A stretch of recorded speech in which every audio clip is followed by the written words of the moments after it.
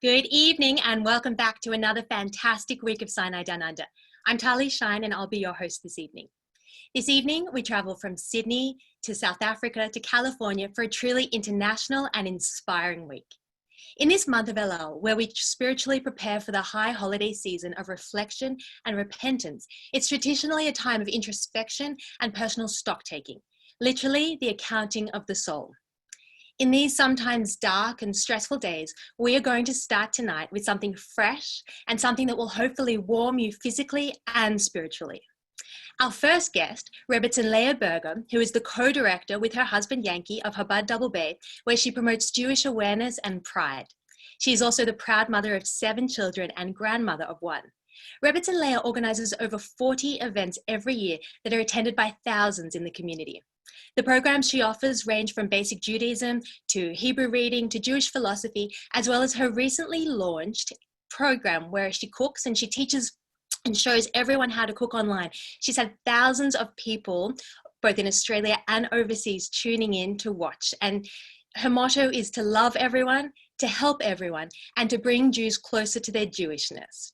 Leah, welcome. Thank you so much for being here. Tonight, I believe you're going to cook food not just for the body, but also for the soul. Leah, if I can get you to unmute yourself, please. Leah, sorry, can I get you? That's perfect. Can you hear me now? Thank you. I can hear you. Hi, Tali. Hi, everybody. Thank you, Tali, for the beautiful welcome and for the lovely words that you said. And indeed, it is a new style of inspiration. But as we know, Yom Tov is called, Chagim is called Ma'adim L'Simcha, a time to rejoice and to be happy. And the state of pure joy and happiness really is when our soul is in it. Soul represents truth and happiness. And so what food brings to the equation is food brings warmth to our body. God doesn't want us just to have a spiritual experience, because one could ask, Rosh Hashanah is here. Why are we focusing on food? What's food got to do with anything? God doesn't want us just to be like the angels. God put us on this world and he put all different things in this world, vegetation, water, animals, humans, and combining all of those together and creating some form of a food which on Yom Tov, on Rosh Hashanah, we have different special foods that we do eat.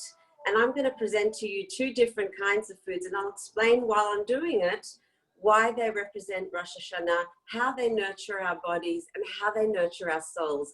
I'm so excited to be and really honored to be here tonight.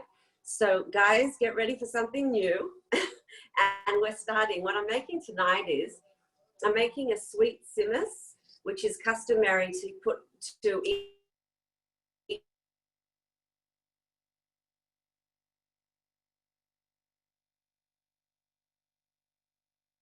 on Yom Tov, that I'm going to make it with a twist. And I'm also going to make a steamed salmon with lots of different vegetables in it, a poached kind of salmon, which the reason I chose to use that is because we do have a head of a fish on Yom Tov, on Rosh Hashanah, on our table. The fish is very representative of number one, the fish were the only animals in the flood that didn't get punished. They were the only animals that didn't die.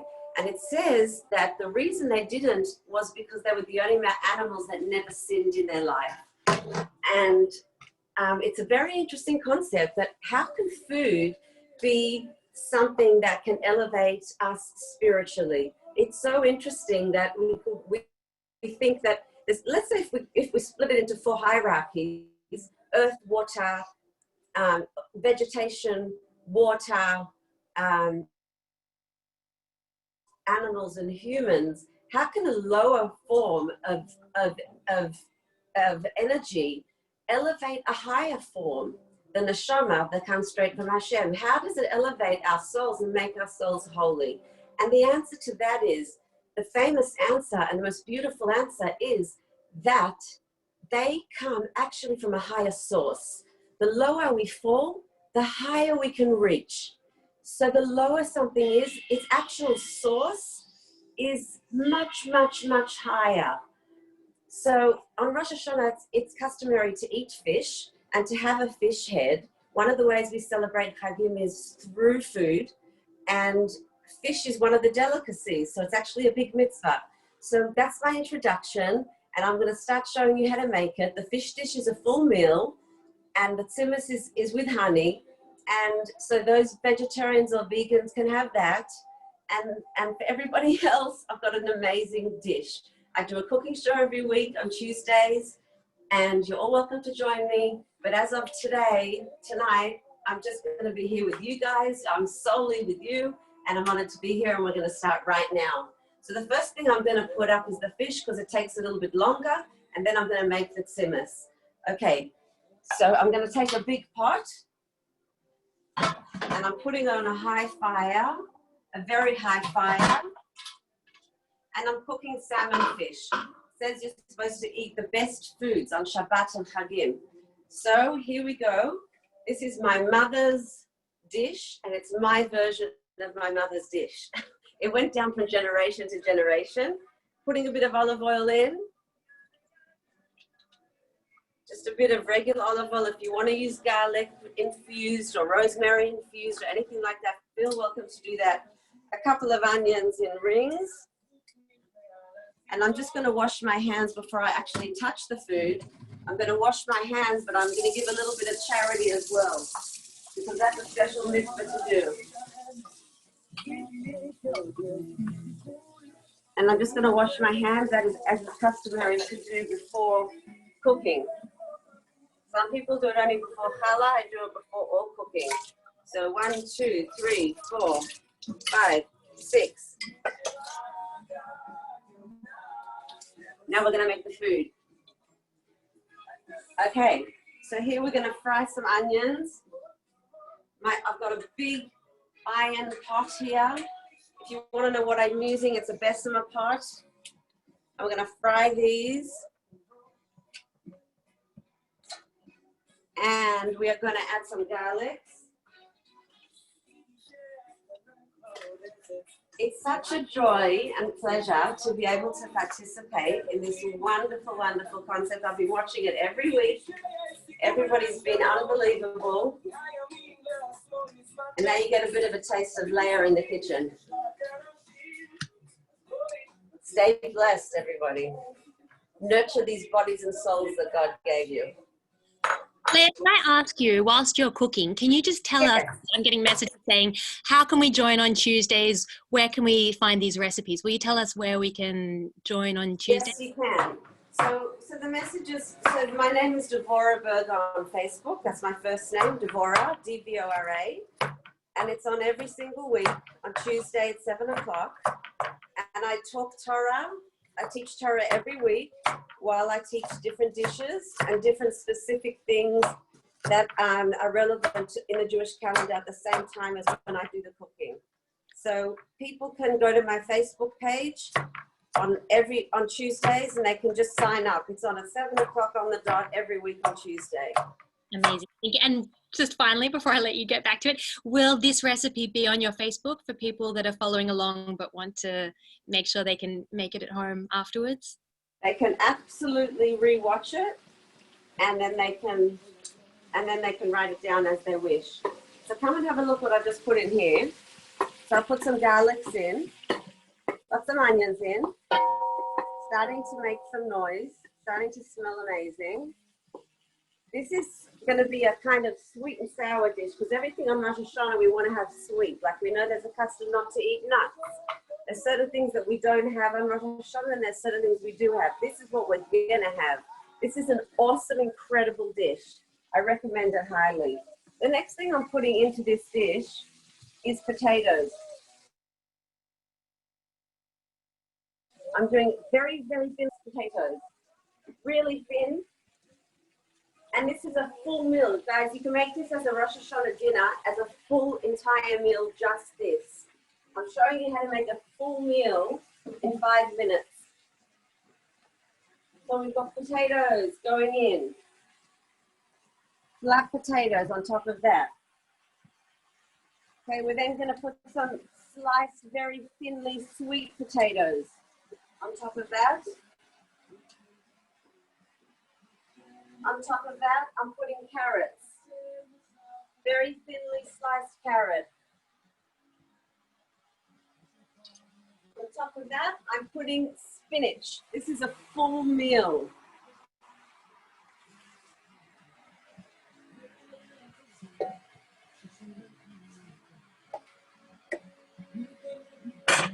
Okay, then I'm putting in some chopped tomatoes, so Roma tomatoes chopped.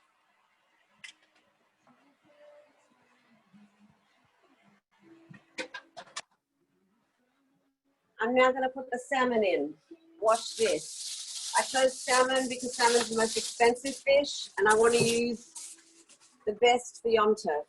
They've all been pre-washed, obviously, and make sure that when you go to the markets and you get salmon, if you don't use your own knife, make sure the fish has fins and scales. You must be able to see that the fish has fins and scales. We're not allowed to buy the fish otherwise if you're not buying a whole fish. Let me just add the rest of the fish, just 1 second. Hi, everyone. Am I making you hungry yet? Okay, so we've got all of that. Bunch of fish on top. This is poached salmon with vegetables. It is unbelievable. I get rave reports on this. Okay, the next thing that's going in, 2 cans of tomatoes chopped.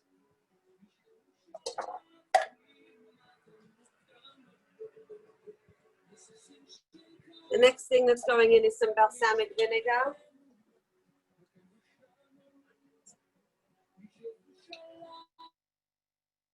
The next thing that's going in is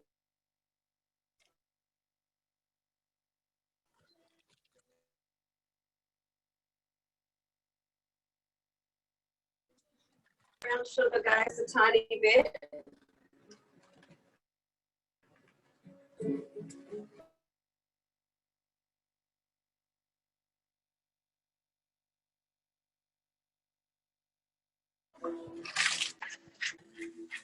Vegetables are full of water, so you don't need to add water to this. A bit of paprika. Bit of curry powder.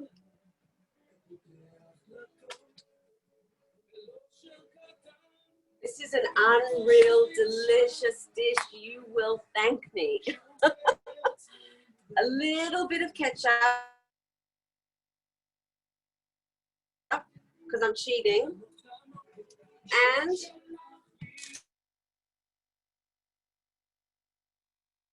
a couple of bay leaves. This is the trick. Don't tell anybody. This oranges, because it is the Chag.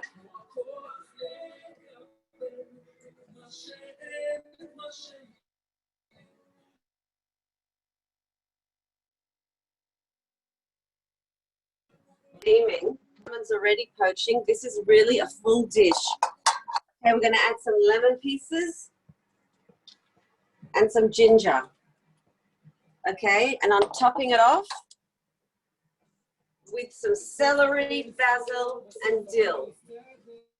Now what you do is, you literally keep this on high. As soon as it comes to a boil, it's ready. I just made you an entire Yom Tov meal in 5 minutes. Now I'm going to show you simmers in 2 minutes. Let's go. Come on the other way. Okay, guys, time for the best of our tray. I hope you're all enjoying this. This is a different, like, fresh air, sort of, from the regular talks. And it's so beautiful to prepare for Yom Tov. It fills my heart with joy. It's nurturing for the family. It's nurturing for your friends. It's nurturing for your soul and your body. Okay, I've got chopped up sweet potatoes and carrots. This is the healthy version that goes into the oven. Got that? Mix it up together. Gonna squeeze a lemon over that. Take everything out of this lemon.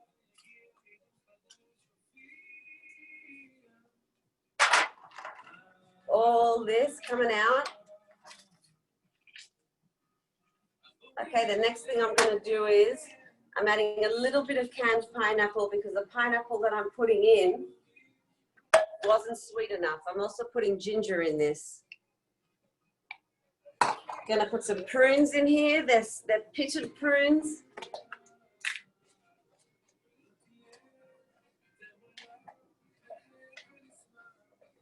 And guys, some orange juice. Let's go. Yalla.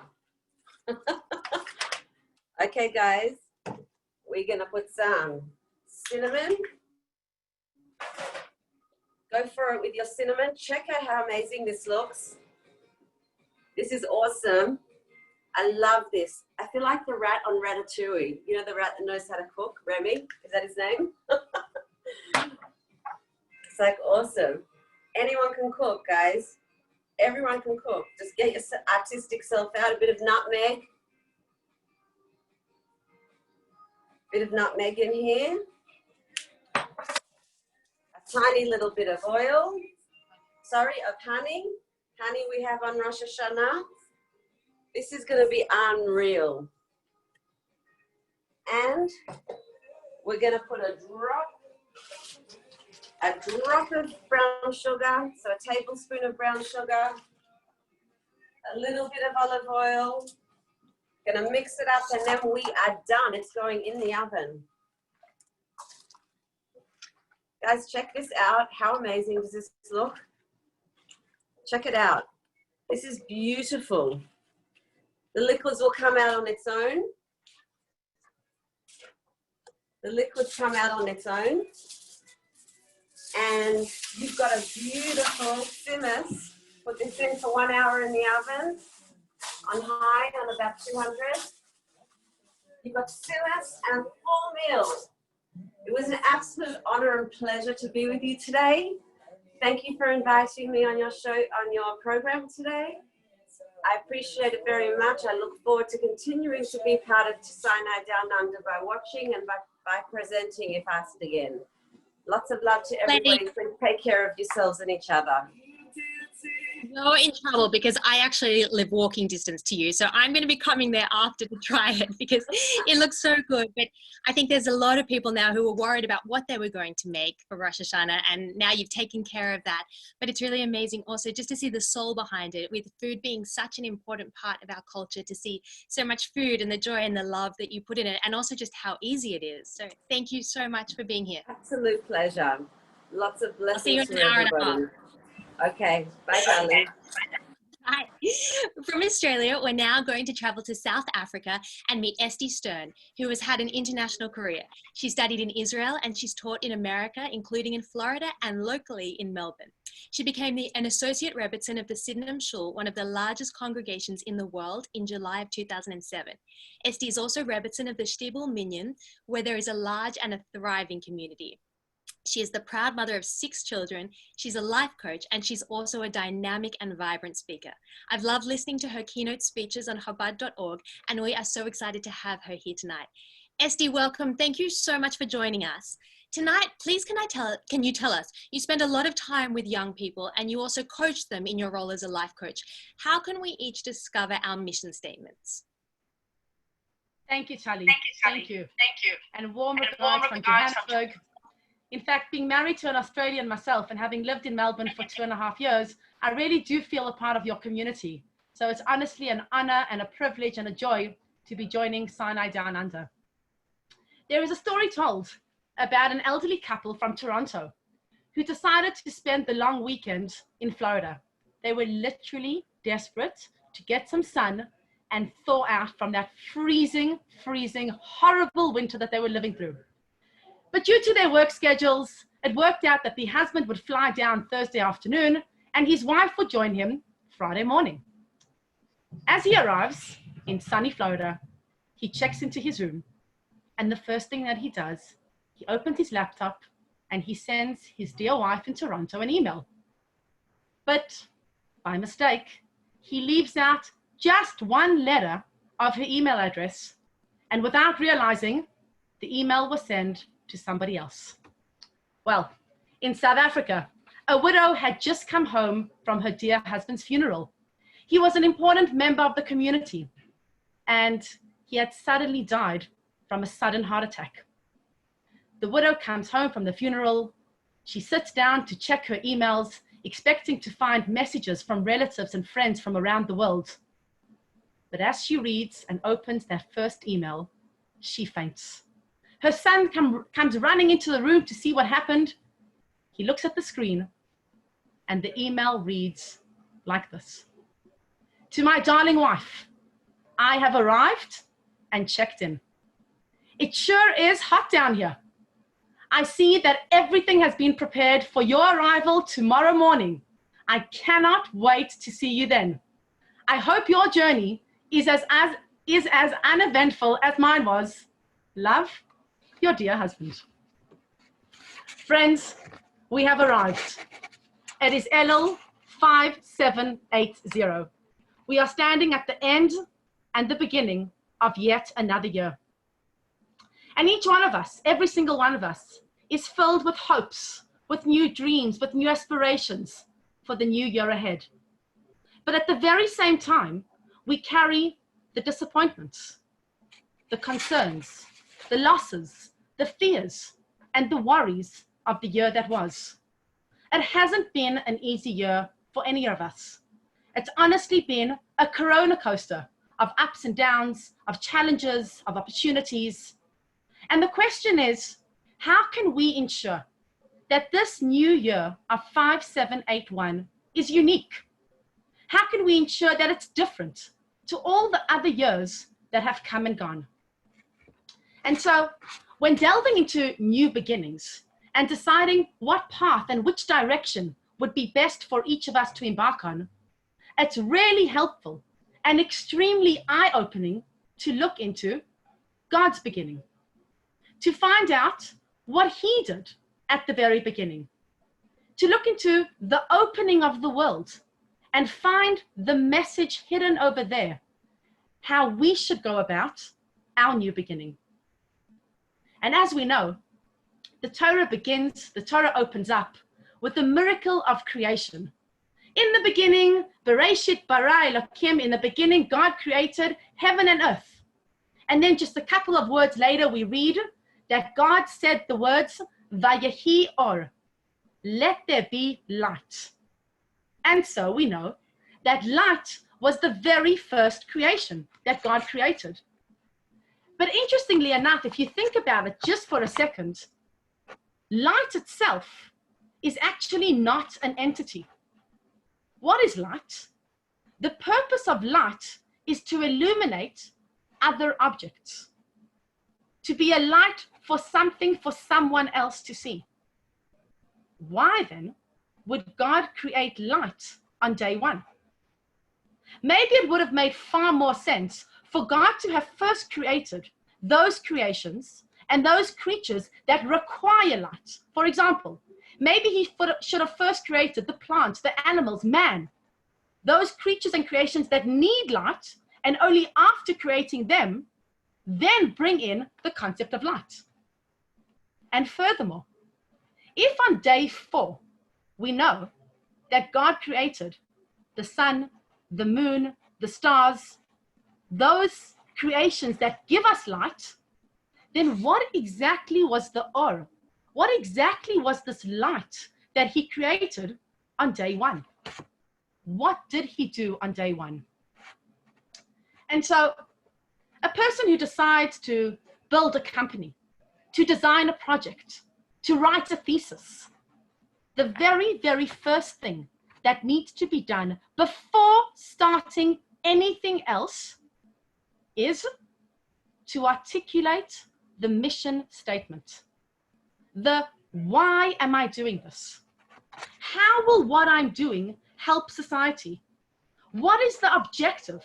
What is the message? What is the deeper meaning behind my company, my project, my thesis?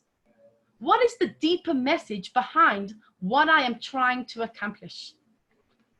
Now, unfortunately, many people who skip over this very small and seemingly insignificant step and do not clearly define the objective at the very start, often what they have to do is to go back and restart over.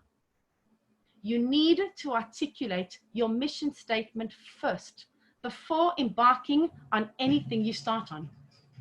And this very same principle applies to our Creator God as well.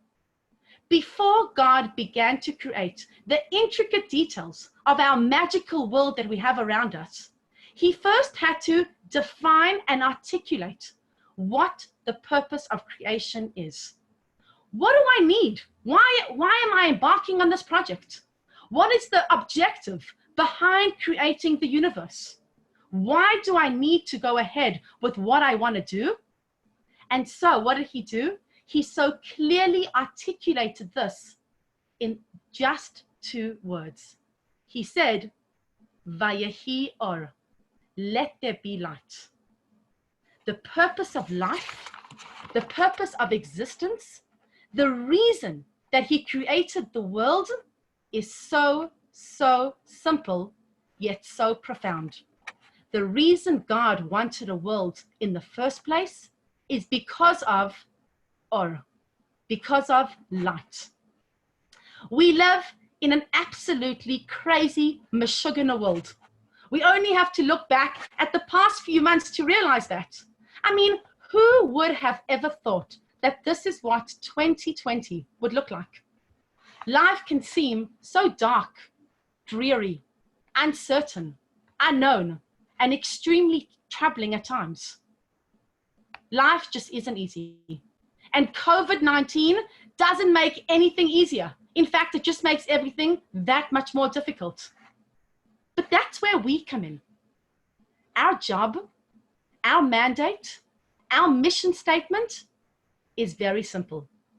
It's to reveal the light, the meaning, the opportunity that is present in every single situation, in every single experience, and every single day. It doesn't matter how dark or uncertain the world around us may seem. God has charged you and I with the sacred task of discovering the light, discovering the or, the joy, the celebration, the happiness that is hidden in every single event and in every single episode. When God created man on day 6, He didn't just create us as human beings, but rather He created every single one of us as ambassadors of light. He begs every single one of us to redefine our world by bringing light, hope, goodness, opportunity to every person we encounter and every situation that we find ourselves in. And every time that we confront our own negative habits, every time we look at our own disempowering beliefs and challenge them, and every time we look at our own challenging traits and make the best of them, what we're essentially doing is we are transforming our negativity into rays and beacons of light. And so, on day 1, when God said the words, Vayehi or, let there be light, He wasn't actually creating a physical creation. He wasn't creating a physical light. Rather, what God did on day 1 was He was defining the mission statement, the purpose and the reason why we live in this world. And we as His nation, we have been blessed with the goal of transforming darkness into light, chaos into growth, and turmoil into opportunity. Now, this sounds great, empowering, and perhaps a fantastic attitude to have when beginning a brand new year of 5781 and really wanting to make a difference in our lives.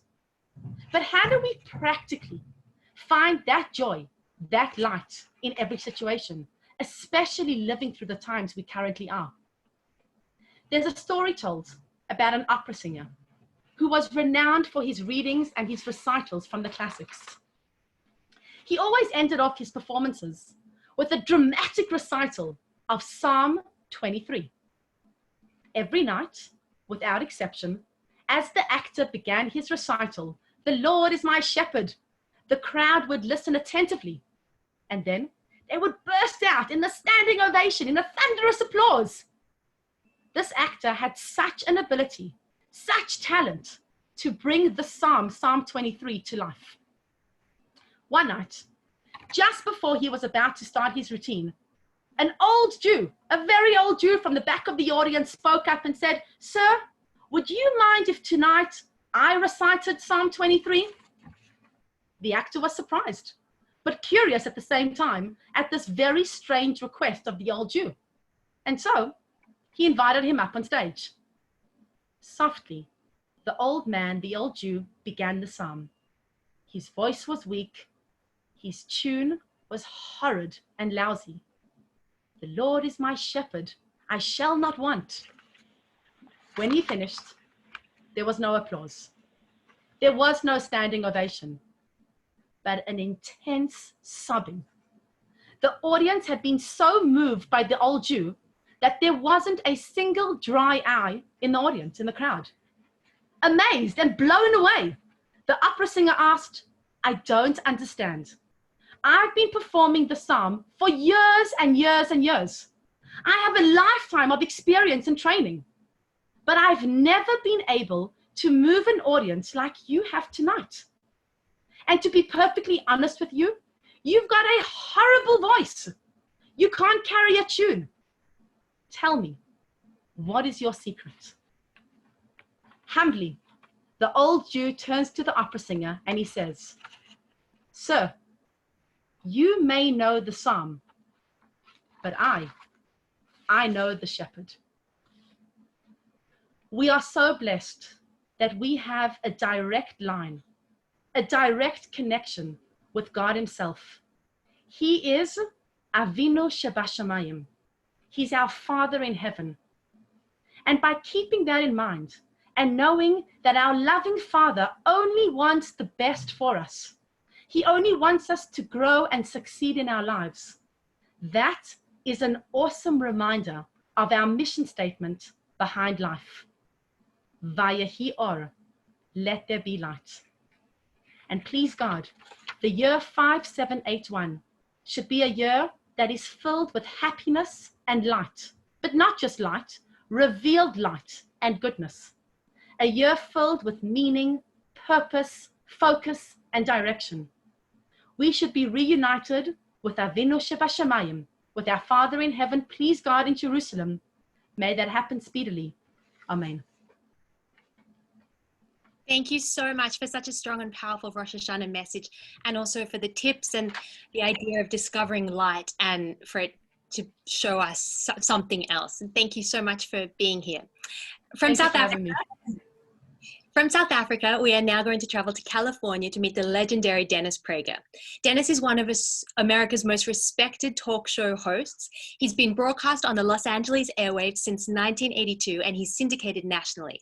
He's been hailed as one of America's best 5 speakers by Toastmaster and one of the 10 most powerful people in LA by Buzz magazine. He's also lectured on all 7 continents, and he's written for newspapers including the Wall Street Journal and the Los Angeles Times. He's authored many, many books, including some of my personal favorites and ones that are especially fitting for the current times.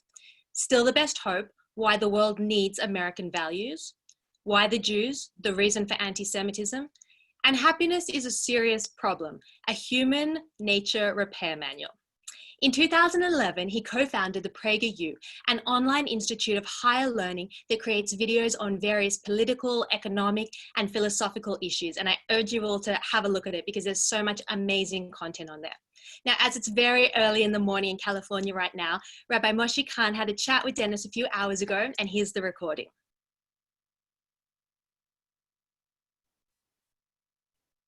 Dennis, welcome. What an honor to have you. Moshe, it's great to be with you and all of you folks in Australia. It's great to be back with you. I wish I were there in person, as I have been many times, and I look forward to returning. In the meantime, before I take the questions from Moshe, I would like to offer some thoughts on the current condition of the Jews and the world. My entire life, I have lamented the lack of a sense of mission among Jews, especially religious Jews, to the world, I have a shita, to use language that I suspect many of you would be familiar with. So I have a theory that I wrote many years ago in my book on anti-Semitism, Why the Jews, in the chapter on Is There a Solution? And I think there's only one solution to anti-Semitism. And it's based on the brilliant insight of the rabbis in the Talmud who asked, where is the great Sinai, where is the great hatred of the Jews from?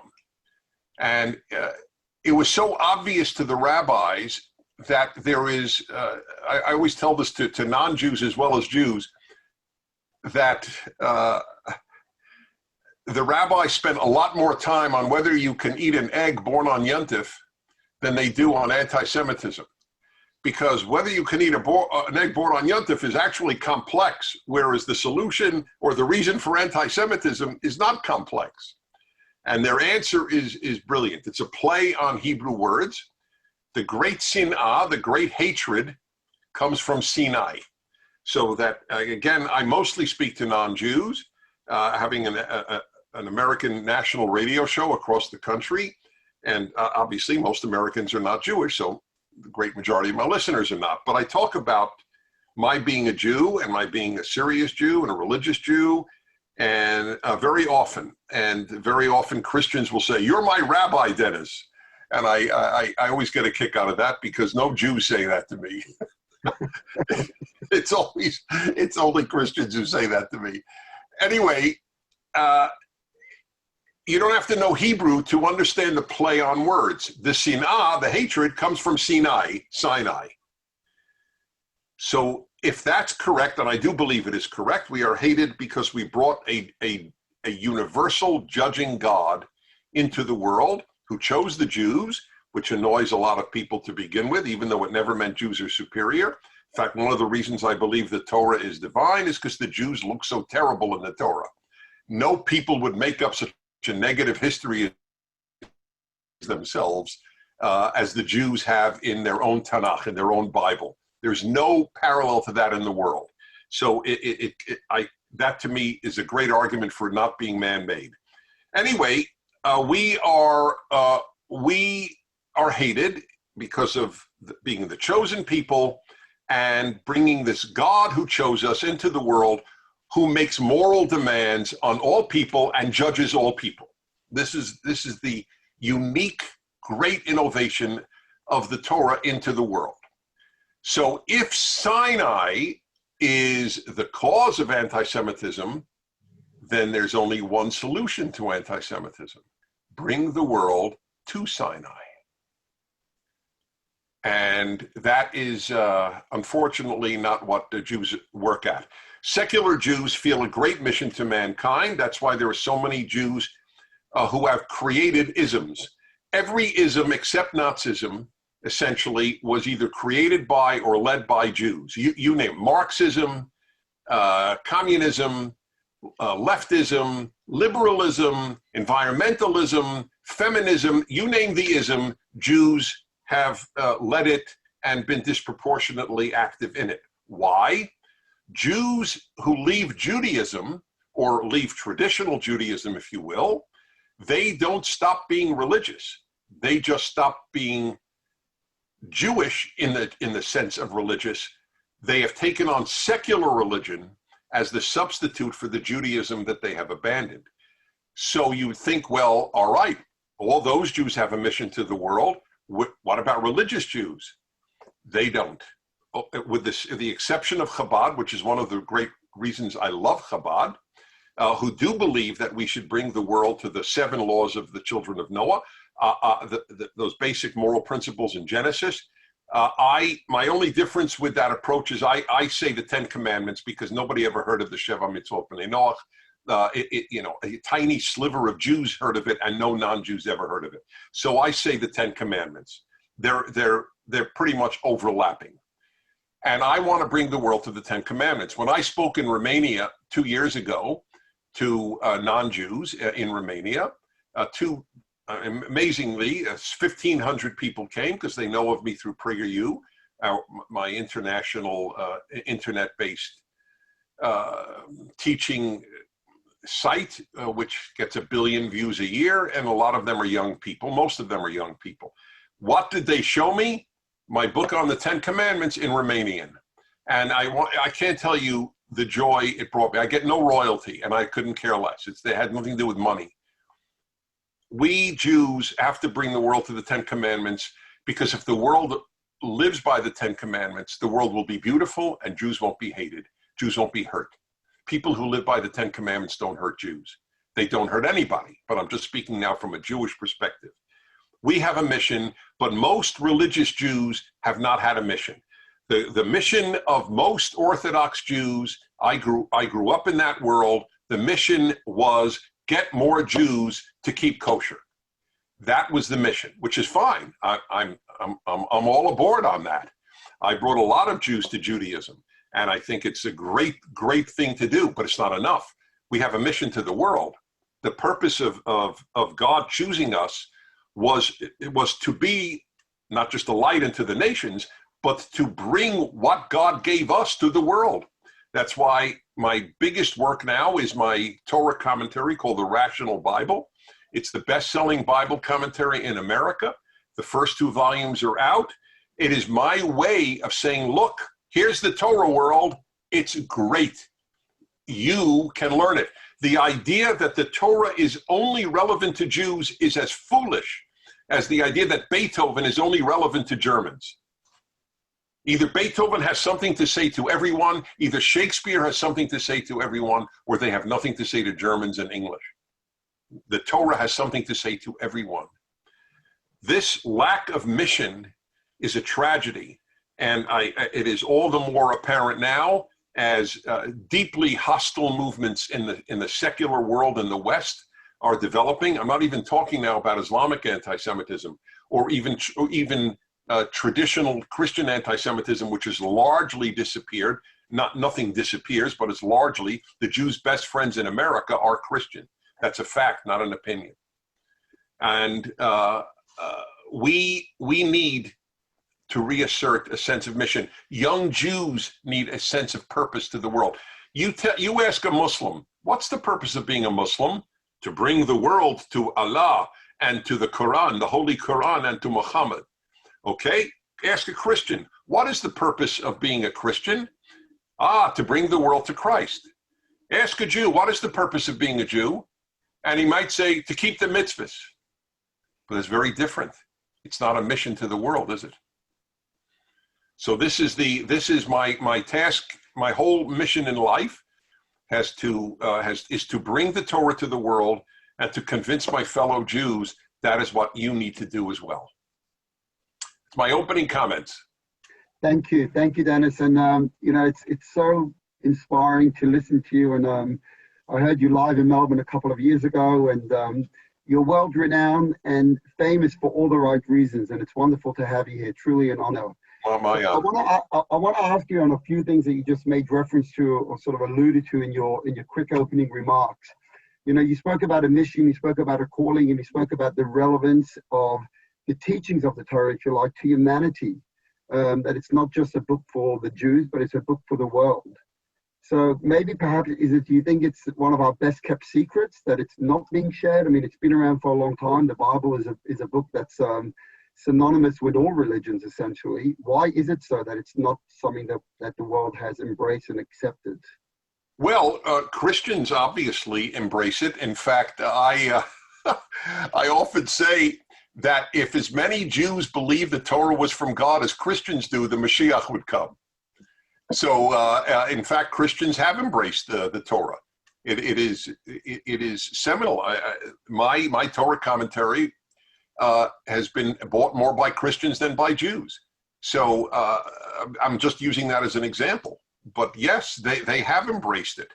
If you say to a Christian, Leviticus, they will know exactly what you're talking about. You say to a Jew Leviticus, he'll think it's the horse that ran in the third race at the local track. Oh, I'm putting my money on Leviticus. Do you know that the most famous, the iconic symbol of America is the Liberty Bell? from the American Revolution in 1776. It's the iconic symbol, the Liberty Bell. There is only one thing written on the Liberty Bell other than the company that made the bell, and that is a verse from Leviticus. The founders of America were so rooted in the Torah, you could not get a degree from Harvard until 1800 if you didn't know Hebrew. John Adams, second president of the United States, knew Hebrew. It was assumed you had to learn Hebrew and read the Torah. The symbol of Yale University, excuse me, is Urim V'Tumim. If the students at Yale knew what it was, I'm sure they would riot against it, but they have no idea what it is. That's how well they knew Leviticus. And now today, who knows what Jew knows what Leviticus is? Well, hopefully together, Sinai down under will start, opening their eyes to Leviticus, Vayikra, and spread the love, spread the message of the Torah. Yeah. Dennis, you mentioned your book, Why the Jews, and you spoke about anti-Semitism and you spoke about your solution. But obviously, and that's connected to in terms of our messaging, but it is something true, if you like, fear, and especially across over here, one of the areas we work with university students, is a genuine fear of why we are so hated, why there's such deep-rooted, animosity and anti-Semitism, however it manifests itself. What answer would you give an average university student on campus today who just perhaps says, let's hide our identity rather than proudly portray it? Well, the truth is, this is if it's come to that, that's a very sad thing that you've just told me, that a typical university student in Australia would feel the need to hide his or her being a Jew. But it is happening, I suspect, more regularly. I don't think that they have to hide that they're Jewish so much in American universities as to hide if they're pro-Israel. That they are at a university in California where I live, and where I'm broadcasting to you right now, speaking to you from in California. The student government elected a girl to be the vice president, I think, of the student body, and she was removed because she was a Zionist. In fact, the word Zionist, the left and the Muslim world have successfully made Zionist a dirty word. One of the most noble ideals. Again, Christian Zionists were proud to call themselves Christian Zionists. It was a beautiful word until about 25 years ago, when the combination of the left and the Islamists rendered the idea that that one of the tiniest peoples in the world, and the most miraculous national movement in history, after 2,000 years of not being in their land, returned to land the size of El Salvador. I mean, I'm not sure which is bigger, El Salvador or Israel, or as I say in American terms, the state of New Jersey and Israel. That this is now has to be hidden. But in America today, people with conservative political views hide themselves on campuses. People call my radio show regularly in the United States and say, what do I tell my kid if they speak out as in what they believe as a conservative? Then they'll get a lower grade in their class. Of course, I'll tell you my answer because I think it's worth it given what you have raised. I tell them, look, of course I can't tell you what to tell your child, and my heart goes out to you and your child. However, I say this is what I would say, or this is what I am saying. That if you start compromising on what you believe for a higher grade in college, when will you stop compromising on what you believe? The rarest trait of all the good traits, there are many good traits: kindness, integrity, loyalty, honesty. But the most important of all the traits is courage, because all the goodness in the world is worthless without courage. And so I would tell this young Jew, putting even the issue of your Judaism aside, do you want to be a courageous person or not? Thank you. That's beautiful. Do you think, Dennis, that anti-Semitism and anti-Zionism is synonymous and it's one of the same? Or do you believe that it could be two separate things? Talking about campus and talking about that, you know, it's not so much hiding their religious views rather than their views on Israel, etc. The first book I wrote, I was 25 years old. The 9 questions people ask about Judaism. One of the 9 questions is there a difference between anti-Zionism and anti-Semitism? It gives you an idea of how long this has been an issue. That the book came out in, I think, 1975, or no, actually would have been, it's so long ago. I'm trying to figure out. Anyway, around then. I've given the same answer my whole life. If somebody says, hey, you know, I love Italians. I'm not anti-Italian, but I think Italy should be destroyed. People would laugh at such a person, right? So, but the only separation we make is with Jews. Oh, I love Jews. I'm not anti-Jewish. I just think the Jewish state should be destroyed, which is what anti-Zionism is about. That's what anti-Zionism means, right? So it's an absurdity.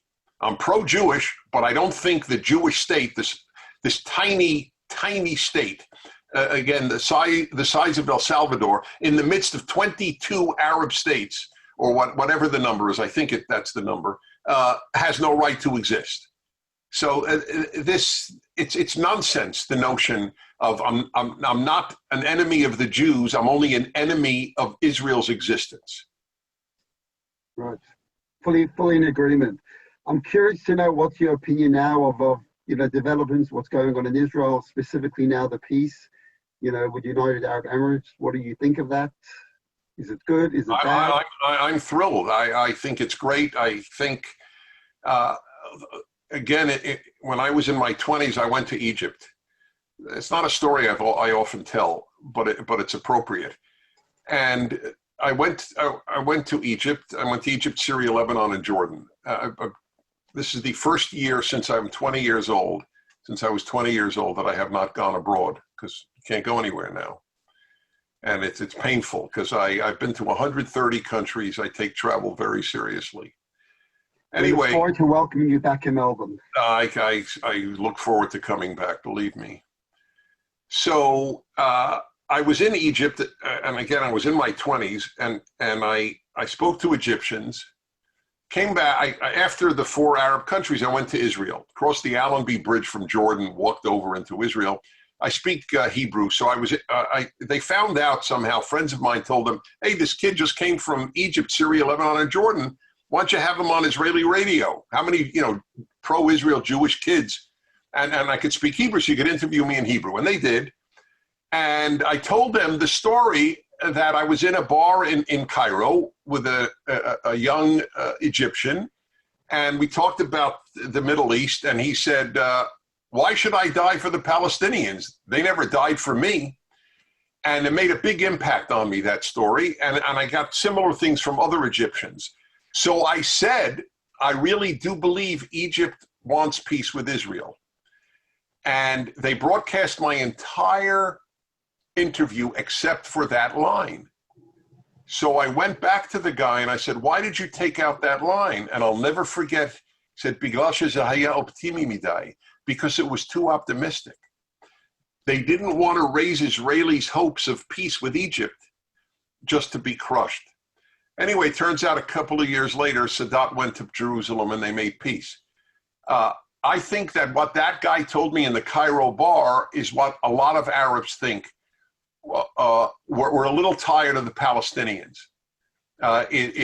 This thing is as much about Israel as it is about we're tired. It's Palestinian fatigue, keeping the whole Arab world in a state of tension and a state of warlike embrace of the Palestinians, which is warlike. I mean, the Palestinians basically don't believe Israel should exist.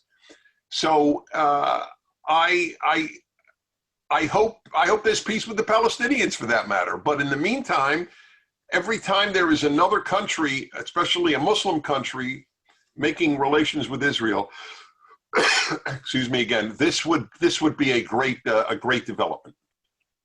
Yeah, please God, we should have complete peace in Israel. I want to change a bit of the temperament and move away, if you like, a bit of Israel anti-Semitism. Just moving across to Dennis Prager. Who is the Dennis Prager? You know, I'm looking at this man, and you're sitting in this office, and it's plush chair, and I love the aesthetics and the surroundings, and your pipe collection behind you.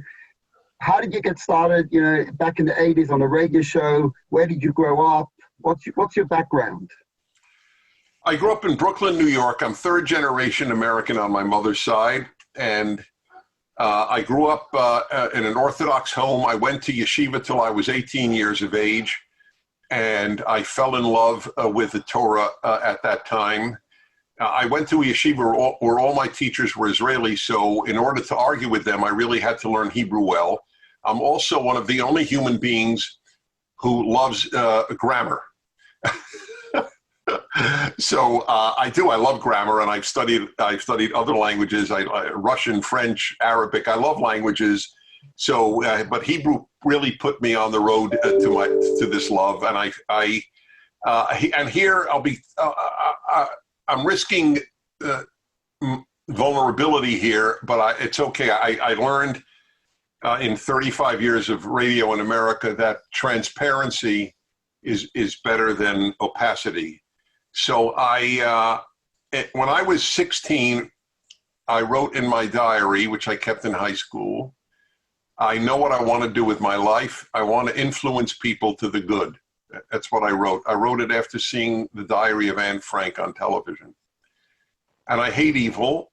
My favorite verse in the Tanakh is Ohavei Adonai Sinura. Those of you who love God must hate evil.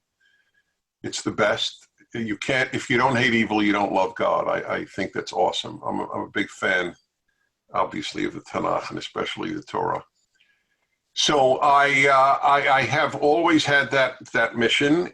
I have been very outspoken about all of these beliefs, and the turning point of my life came at a very early age. When I was 21 years of age, I was studying in England. I was third year in university, and I visited Israel during Pesach.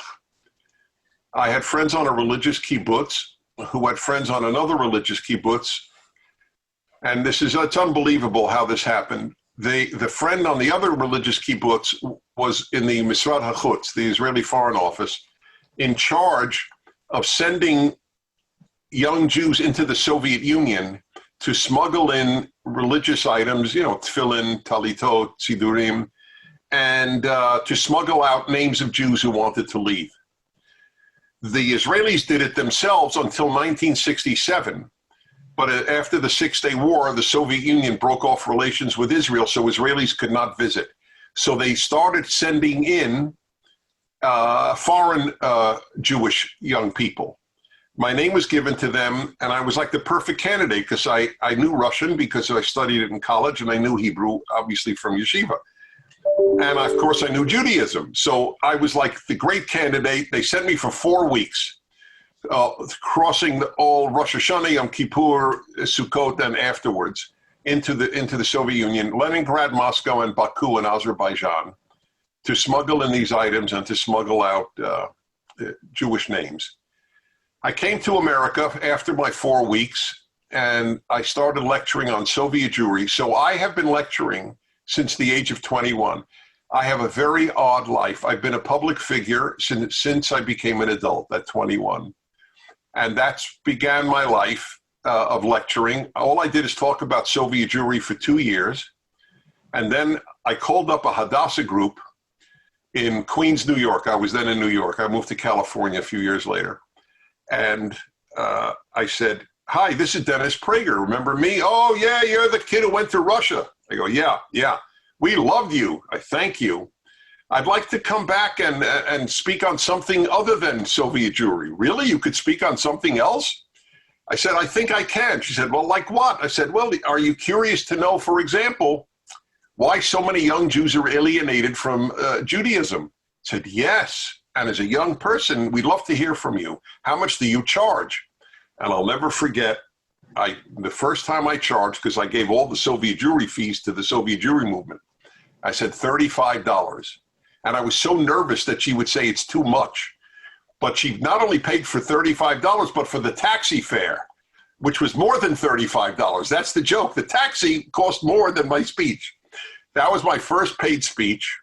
And my speaking career then blossomed. And then eventually I went to California. Eventually, I was given a radio show on the American Broadcasting Company station in ABC, our ABC, in Los Angeles. Then I got a national show, and so to speak, the rest is history. Love it. I've just got to ask, you mentioned before how you love Chabad, and being a proud Chabadnik myself, did you ever have an interaction, a relationship with a rabbi? You know, this is a very painful little story. I grew up a true Misnagid, and I had no knowledge or connection of any Hasidic group, including Chabad. And then in California, I was asked by Rabbi Kunin, who founded California's immense organization of Chabad houses. He asked me, and when I was in my early 30s, would you like to visit the Rebbe, or something to that effect? I could get you in. And I said, and I meant it seriously, I said, it was stupid. I'm just being honest. I said, I know how much visiting the Rebbe means to any chassid of the Rebbe's, and I feel that I would be taking their time. And I I'm not a chassid, and this is new to me, the Chabad movement. And so I politely declined, and I deeply regret it, because now, they have a telethon. I've been the moderator, the MC of the telethon of Chabad for like 20 years. I speak for Chabad all over the world, and I adore Chabad. I understand Chabad. As an outsider, I bring an understanding. I sometimes speak to shluchim, not just to the balabatim, not to the people in the community. Sometimes I just am invited to speak to shluchim groups, and I tell them, and I wrote this up. I know that they have publicized this on the Chabad website, for the internal one, but so you could probably see I have written for the public about why Chabad is so successful. It's the only successful religious Jewish movement, in my opinion, at this time. And I have a theory. By the way, one of my theories you'll find of interest. I think that one of the major reasons Chabad is so successful is that Chabad rabbis are associated with happiness. And I have a book on happiness. I have a very deep belief that happiness is a moral obligation. It's a chiyuv. I have a speech, it's on the internet, happiness is a mitzvah. I gave it at an Orthodox shul in LA, but I've spoken on happiness literally on every continent. 1 hour of each week of my radio show for the last 20 years is called the Happiness Hour. Happy religious people bring people to the religion. Unhappy religious people alienate people from their religion. And within the frum world, you are associated with happiness, which is a big deal, because you have as many problems as every other human being does. Chabad rabbis are not vaccinated, to use a current favorite term, against misery, against unhappiness, against tragedy, but you have this happy bearing that has a huge impact on people. Dennis, I'm conscious of time, and I want to just squeeze in 1 or 2 more quick questions, but I've got to ask you this. Is there a secret to happiness? Have you Yes. authored a book? I'd love to hear the secret of happiness. The secret of happiness is behavioral. And I got that from Judaism, and I preach this to the world. It's irrelevant how you feel, you have to act happy. You owe it to everyone in your life to act happy. You owe it first to your spouse, you owe it to your parents, you owe it to your children, you owe it to your business associates in their workplace, you owe it to the person sitting next to you on the airplane.